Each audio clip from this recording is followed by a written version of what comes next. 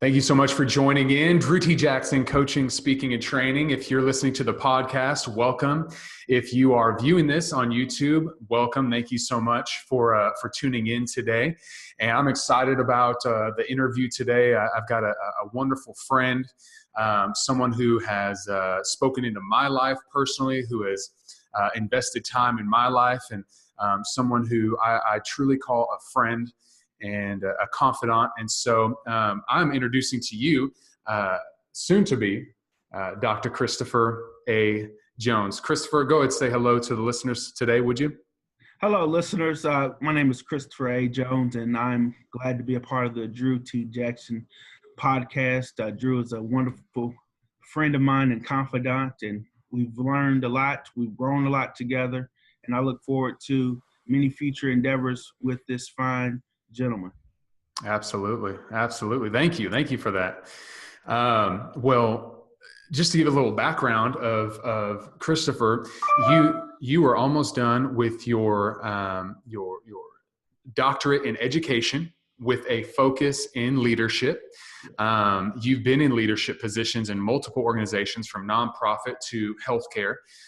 You are currently teaching full-time while completing your doctorate, which is amazing. And most people just they stop living life to pursue, but you're able to manage both of those and do that. I think I have it right when I say that you're 37 years old. Is that correct? That's correct. Yeah, just 37 years old, about to complete his doctorate. Amazing. So that's a little bit about you. On a personal note, like I said, you're a friend, you're a confidant. You have a way with words that you're able to share some things, communicate things and thoughts and ideas. And we're going to talk about those in a moment. Some things that you have taught me. But man, you're like, we met about a year and a half ago, and when we met, we just hit it off. We're both team members of an organization, and when we met at our bi-yearly conference, we just connected, and we knew that it was a relationship that we needed to spend some time and energy and develop. And so we've done just that almost every week for the last year and a half. We've been on a phone call together, spurring each other on, like the proverb says, iron sharpens iron. And so we have been sharpening one another and going through life together. And one of the things as we talk, and we're going to get into you and everything, but one of the things that you've taught me, every time that I ask you, how are you doing? What's going on? How are you doing? You answer this way. You say, I'm taking it one day at a time. I'm just taking it one day at a time. So, with someone like me that can just go in 100 different directions at once, tell me how that mindset of taking it one day at a time has contributed to your overall success with, almost completing your doctorate right now at the young age of 37, while working with all this life experience. You're not coming into the workforce. You're already in the workforce, but you're not coming into it once you get your doctorate with no life experience. You have a tremendous amount of life experience to go with your education. How has that taking it one day at a time mindset contributed to your success?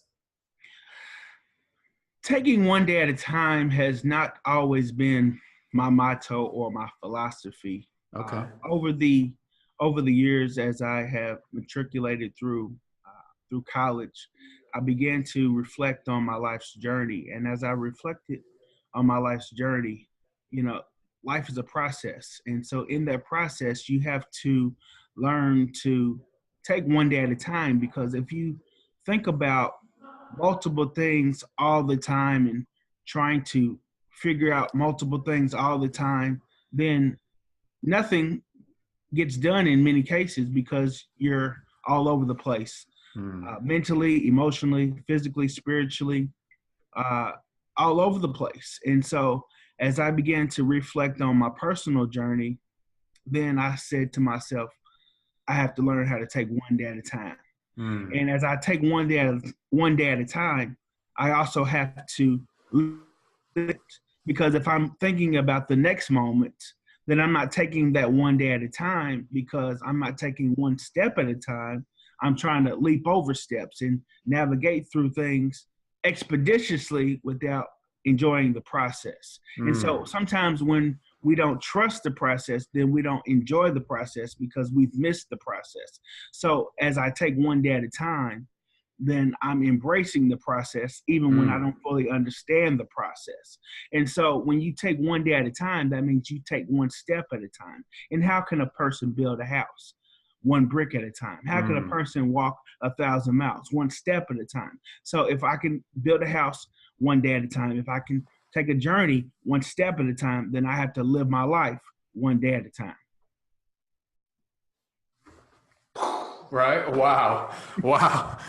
Come on, that is good. That, you know, I was just reading and teaching something of John, one of our fellow mentors, or someone that we have a mentor in common, John Maxwell, and he talks about the difference between having a fantasy versus a dream.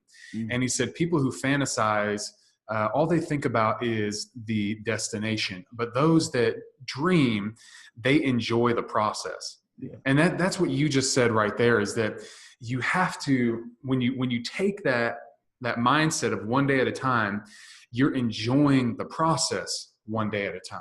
Wow. And you can't enjoy tomorrow until tomorrow, right? Right? All you can enjoy is right now and today and this moment. And all you can change and all you can affect is right now in this moment. Absolutely. And speaking of affecting change, another one of the statements, and I want to start with these because these statements that you have shared with me, they've resonated with me, they've impacted me, and I know that they'll do the same for others. So another statement that you shared with me and you've attributed to Dr. Henry Cloud, yes, is this: you cannot control people, circumstances, situations, or outcomes, but you can control how you respond to people, circumstances, situations, and outcomes. I mean, that's ingrained in my mind. I have it memorized. I've shared it. I think recently, the other night with my wife, we're having a conversation, and I said it once again. What does that statement mean to you, and how does it shape how you do life? Oh, that is a powerful statement. It was mind blowing when I read it in Dr. Henry Cloud's book, The One Life Solution. And in Dr. Henry Cloud's The One Life Solution, I was referred to that book by my mentor, my pastor, Dr. Walter Malone Jr. Okay. And Dr. Malone referred Dr. Henry Cloud to me through his book, The One Life Solution. And as I began to read Dr. Henry Cloud's book, The One Life Solution, Dr. Cloud, as you stated, Drew, stated that you cannot control people, circumstances, situations, and outcomes. And so a while ago, I used to get anxiety through worrying. And worrying was a big factor that caused me to stress. And so as I began to deal with stress management in a different way, I began to reflect more on what Dr. Henry Cloud stated. You can't control people, circumstances, situations, or outcomes. So if I can't control how people think, how people respond, what they do, what they don't do, then I can't worry about that. Yeah. If I can't control circumstances that are beyond my control, then I can't worry about that. That's good. If I can't control situations that I may have put myself in, that I may not have put myself in, that others may have put me in, I can't worry about that.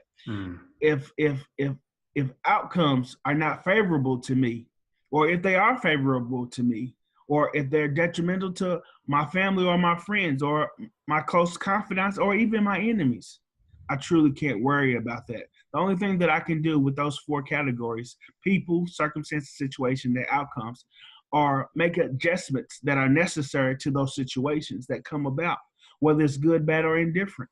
And so if I can't worry about what I can't control, then I can't worry about those factors. And so that strongly has decreased even some of my stressors, because when you release what you can't control, then you have a freedom and a peace that surpasses all understanding. See, because there are situations that we don't even understand.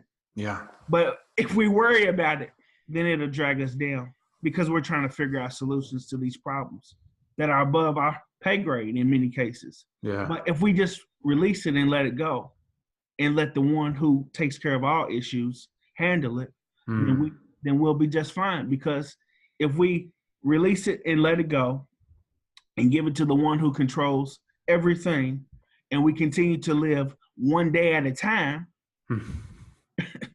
one day at a time, one step at a time, one brick at a time, then everything will work out in the end. Wow. That's so good. And one of the things that you said, as we were talking, is that even admitting, and I thank you for your transparency, that you're sharing that, hey, you had some areas where stress was attacking you, where worry was bombarding you and getting you down. And I think one of the myths out there, because this, people who like to listen to this podcast, people who watch this YouTube channel, they have a desire to be successful. They want to do great things with their life. They want to be great. They want to fulfill their dreams. They want to accomplish great things. You have done that. You're right here on the precipice of completing your doctorate under the age of 40. And we've talked about this before, so I'll just put it out there. Not only are you a person completing your doctorate under the age of 40, but you're a Black man completing your doctorate under the age of 40. So statistically, you are an outlier with that. I mean, you've broken the mold so many times with what you're doing, and it elevates the accomplishment. But I think a misconception is that successful people like yourself, they don't have stress. They don't have worry. They don't have to deal with the kind of stuff that I have to deal with. And that couldn't be further from the truth. Instead, as you've pushed through that fear and that worry and that anxiety, you, along the way, in the midst of the whole thing, you have learned how to deal with that, how to offload it, and how to push forward and through that so that you can accomplish. So I love that you shared that with the listeners, that it is not absence of fear or absence of worry or absence of anxiety that you have accomplished these things. It's actually overcoming those things Absolutely. in the midst of accomplishing and pushing forward in your dreams. So that's huge. That's huge, my friend. I'm going to cite the One Life Solution. I'll put it in the notes as well, so people can download that book and they can find that from Dr. Henry Cloud. We're both believers. We love Dr. Cloud's material. The Necessary Endings is another great resource from Dr. Cloud. If a person struggles with ending things in life and recognizing that endings are a part of life, there's endings bring forth new beginnings. So anyhow, we can have another podcast about how much we enjoy Dr. Cloud later. Maybe we'll get him on the podcast one time. Absolutely. And we can interview him. Absolutely. Because, he also has that book called Boundaries. Yeah. And so oftentimes people don't set boundaries. And so people who don't set boundaries often have their boundary lines that were invisible crossed. But that's a whole other topic for a different day. So we're going to have to reach out to him, and we'll just go ahead and reach out and see if he'd be willing to do an interview, because we do both appreciate him, and we're in that same coaching realm, not to the degree that Dr. Cloud is yet, but we're moving there. So, So next, I just want to ask you, tell us what you're passionate about. What excites you? What are you passionate about right now? Right now, to be honest with you, I think I'm passionate most, and it's going to be my passion forever because I understand what it is. I'm passionate about people. People. See, because I'm passionate about people is because when you have the potential to impact one person's life, then you can impact the world. See, because if I impact one person's life and you impact another person's life because of the impact that I've made on your life, then I've literally impacted two people's lives. And so if you impact one person's life one day at a time, then you can literally change the world. And so the problem in many cases is people are not making meaningful, lasting, positive, impactful changes in others' lives. And so we have to offset the positive with the negative so we can combat the negativity and make it more positive environment for our society. Yeah. So I'm trying to impactfully change one person's life one day at a time, one step at a time, one journey at a time, because I'm passionate about people. Because if you don't have relationships with people, then you live in a state of isolation. And so if you live in a state of isolation, which is a silo in the business world, how can we interconnect and get things accomplished? Yeah. Because at the end of the day, if you don't grow your own food, somebody else is growing your food. So if someone else is growing your food, then you need someone to survive. And so if I need someone to survive physically through nourishment, then I would need somebody to survive emotionally, socially, financially, economically, because we can't say that we pulled ourselves up by our own bootstraps. In many cases, come on. In many cases, we like to have that ideology that we have done so, but pat ourselves on the back. Exactly. We may have pulled ourselves up from our bootstraps because we stepped on somebody else's back to pull ourselves up. Right. However, we still need each other to get through this space called life. Yeah. Yeah. We need each other. Red, yellow, black, and white. We need each other. That's good. There's no color barrier. We need each other. Absolutely. We need each other. Rich, poor, we need each other. Learned, unlearned, we need each other. We need each other. We need each other. Yeah. I need you. You need me. And together, we can change this world. See, because I'm truly passionate about being a difference maker. Yeah. No matter where I am, Drew, no matter where I am in society, whether I'm in the corporate arena, whether I'm in the private sector, whether I'm in nonprofit, whether I'm in the United States, whether I'm in Indonesia, whether I'm in Belgium, whatever part of the country or the world that I'm in, did I make a difference while I was there? And if I made a difference while I was there, then I fulfilled my responsibility while I was there. And then wherever I go next, did I make a difference? And if so, then I fulfilled my obligation while I was there. And so everywhere I go, did I make a difference is what I ask myself. And so if I made a difference wherever I was in a positive manner, then I've done what I was supposed to do. That's good. That's so good. And that's really when we've had our conversations and some of the business ventures that we have upcoming in the next year and the years to come, it really comes down to helping people. Yeah. And we want to team up to better serve people, better serve our clients, better serve the individuals that in many cases are you wouldn't think of, and I'm not going to give away kind of what we're working on, but you wouldn't think of the people that we want to help would not be seen as those who get taken advantage of. But on a daily basis, there is a group of people that are extremely talented that are taken advantage of and leached off of by every person they come in contact with. And we have a desire to serve these people and help them reach their full potential and accomplish the dreams that are in their heart. And that's the hard attitude that we're coming from, not what can I get out of you and what can I get from you and how can I benefit myself out of your talents and your resources. So I love that about you. We have that in common. That's a common goal, common desire that we have. Well, I want to kind of focus in the education realm for a few minutes and go here. So how does education factor into what you're doing? And what do you believe needs to happen in our education system to better equip students? Particularly, what do you want to see happen in the Black community as it relates to education? There are many things that need to happen in our educational system today.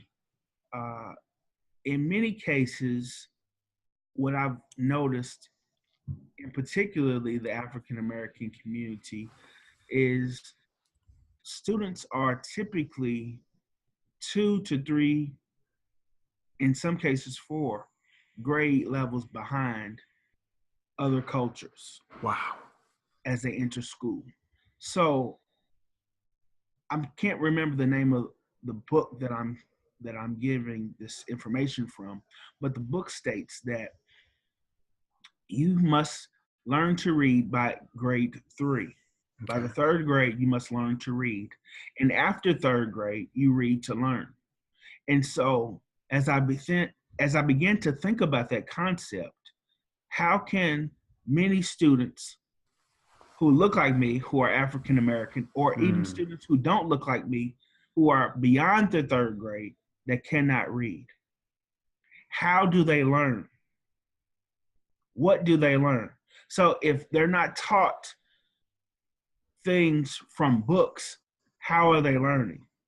They're learning, but what are they learning? They're not learning the best practices in order to use manipulatives and answer math problems. They're not learning how to think strategically, necessarily in a productive citizen manner. A lot of times they're learning how to do mischievous things because they have been pushed to the side or ostracized by society because of their lack of understanding or their inability to read and understand the concepts that they're being taught in the educational system. So that puts them behind. So then, because they're behind in terms of their reading, then they begin to act out in classes. And so if teachers are not culturally competent or know how or understand how to manage students who are of a different race group, then that creates another dilemma, and the student becomes ostracized, written off in many cases, labeled as a behavior problem. In many cases, they're acting out because they don't want to be singled out, although they're already singled out. So then you push them out into a different classroom environment, right? And so they're in their different classroom environment labeled with behavior issues. So then they're segregated, isolated, and and they can't read and write. Wow. So now people don't want to be around them because they're labeled as behavior problems, and they're isolated because then they're deemed upon as the kids who are uneducated, the slow learners, and so they have to deal with that stigmatism through the whole matriculation of grade school and middle school and even high school. And a lot of those individuals drop out or they become threats to society at a more aggressive pace because they have been isolated and not helped. So what I think is small groups as well as interventions will help kids both academically as well as socially. And in many cases, because I've worked in underprivileged populations within my city, is when kids are hungry, they don't function at a high level because they're hungry. Hey, not just kids, myself included. Yeah, we have to meet basic needs. Wow. Yeah. Clothing, shelter, food. Then once you meet the basic needs, then you can work on social. Okay, I need to learn how to sit down. I need to learn how to say thank you. I need to learn how to say please. I need to learn how to sit still and follow routines and procedures and develop how to deal with conflict resolution and conflict management when I don't like so and so, or when so and so does me wrong. How do I navigate on the playground if I feel attacked or if I feel like someone is talking about me? So then you have to work on social skills and calming and compassionate schools projects that we have within our school district, teaching students mindfulness and how to behave differently and think differently from a positive standpoint versus a negative standpoint. And so that's helping. So first you deal with the food piece, the basic needs, then you deal with the social skills. And then the next component is academics. Because if you don't deal with them on a food level or basic needs level, then if you don't deal with them on a social level, how can you fully get their attention on the academic level? But the key for all three variables to work is, guess what? It goes back to my passion, and that is what? Building relationships. See, because if they don't trust you, you can't reach them because they won't allow you to teach them. That's good. So you have to build a relationship. You know, if you appear to be rich and you're working with someone who appears to be poor, you cannot be afraid to touch someone who may not look like you. I'm not afraid to reach out to you and touch you. Yeah. It may be uncomfortable at first because you're thinking about it from a who's looking at me standpoint. Yeah. But if you're looking at it from a person who needs my help standpoint, it doesn't matter. Wow. And so the question that you want to ask yourself, am I willing to make the difference and serve my fellow brother or my fellow sister, regardless of what people say or think about what I'm doing?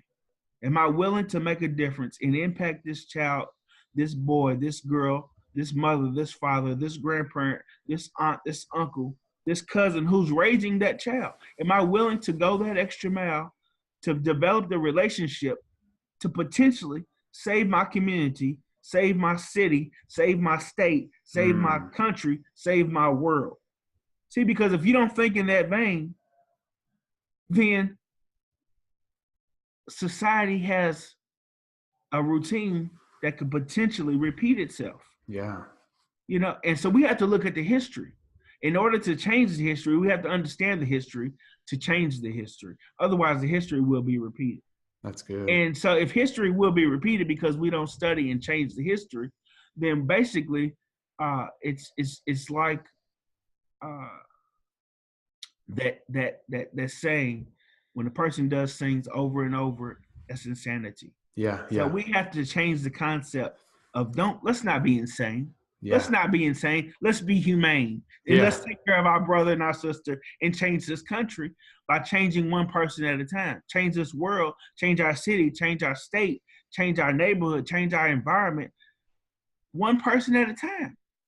One person at a time. Yeah. It only takes one. It only takes one. It only takes one. That is so good. That really goes back to another podcast I did with Lance Ron on NLP, and you said the cycle repeats itself. Yes. And we all have a map right up here, whether we recognize it or not. And that map tells us what to do, what decisions to make, how to interact, how to respond to certain situations. And that's the map that we live by, but that map may not be reality.